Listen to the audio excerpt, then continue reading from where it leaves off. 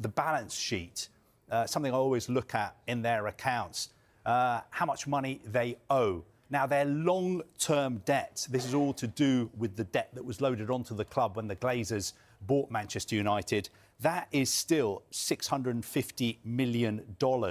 But because the exchange rate has changed, when you convert that into pounds, this quarter last year, that £650 million was $650 million was £515 million. Now it's down to £481 million. So that is the long-term debt.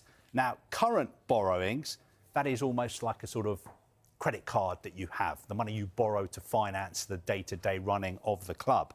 That has actually gone up from £215 million to £295 million.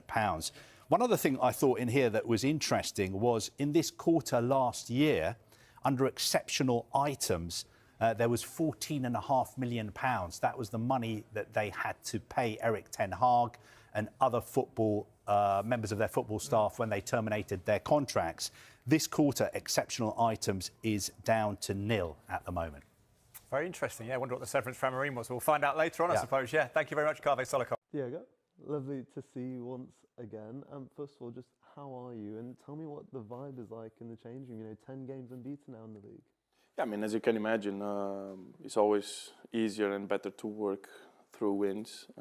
And a club like this should be in that position a lot of times. So we're happy to be here, to be in this moment. I think it's something that we also have to enjoy. And get used to that feeling. I think it's the most important. Don't take it for granted, but always trying to put ourselves into this position. I think that's where we want to go. And focusing on the next goals, I think, is going game by game, but at the same time enjoying this moment. And I know you're very aware of this, second longest tenured player in the squad. Yeah.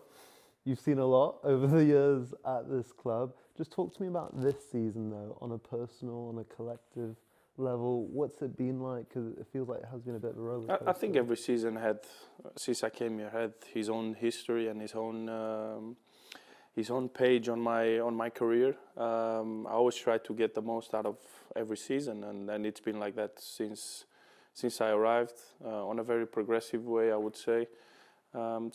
This season is exactly the same. Obviously, a lot of turning points, a lot of moments where we should have got the rewards that we probably deserve, and sometimes we didn't. Sometimes the opposite. But I think I always believe that if you keep working, if you're persistent, if you're consistent on the work that you do daily, the rewards will come sooner or later. And I think we have been getting the rewards now of all the hard work that we've been through, all the difficulties that we had since the beginning of the season.